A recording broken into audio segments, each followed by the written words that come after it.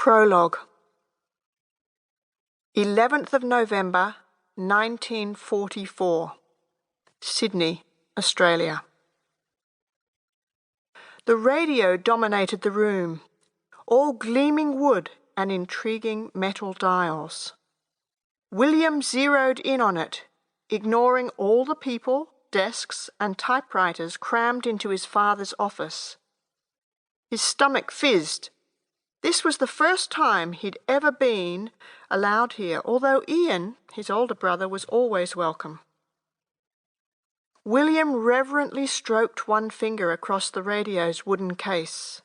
"Careful, son," his father said. "He won't hurt it, Mr. Macdonald."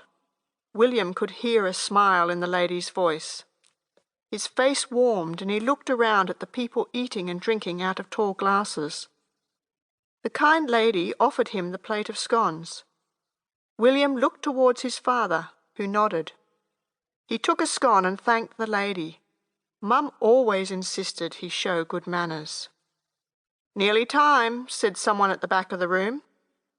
His father pulled out his fob watch and then came forward to switch on the radio. It crackled to life. 100,000 people packed into Flemington racetrack today. Good sports and good sorts. The marching music in the background and the way the radio announcer emphasised the words sent reverberations into William's stomach. The bookmakers' area is seething with punters. Yesterday he hadn't known what all these words meant, but last night his father had explained what would happen today and had given him strict instructions about how to behave. Being too nosy or behaving like a hooligan would get him sent home. "Bookmaker," William whispered.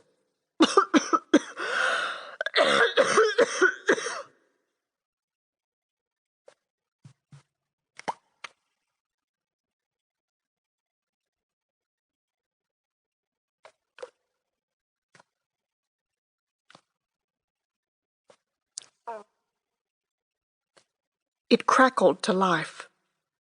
100,000 people packed into Flemington racetrack today. Good sports and good sorts.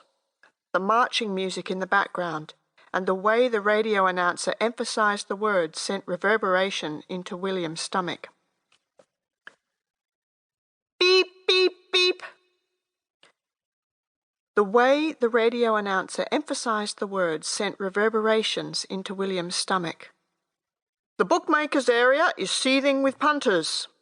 Yesterday he hadn't known what all these words meant, but last night his father had explained what would happen today and had given him strict instructions about how to behave.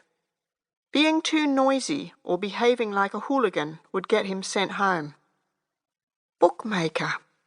William whispered the word to himself. Dad wasn't a betting man, said it was a game for mugs, but he allowed something called a sweepstake at the office, and he'd promised both boys a ticket, against their mother's protests.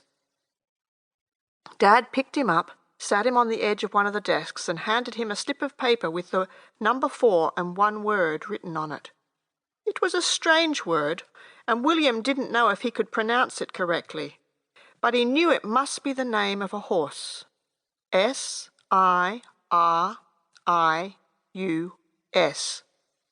He looked over Ian's shoulder and read his horse's name, Peter.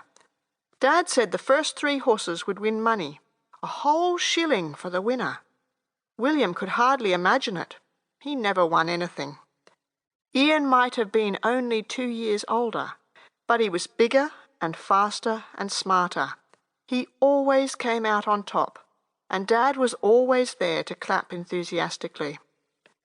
"And the ladies," the radio announcer said, "a sea of blue and green, red and pink." Whoops! The announcer's voice rose. "There goes someone's hat." Who cared about ladies and their hats? William swung his legs and clipped the side of the desk. His father glared at him over his glasses, and William froze. He mustn't mess up his first visit to Dad's office. People said his father was a successful man. He supposed Dad was, since he was boss of this office and had a big car and house. But William wished they saw him more.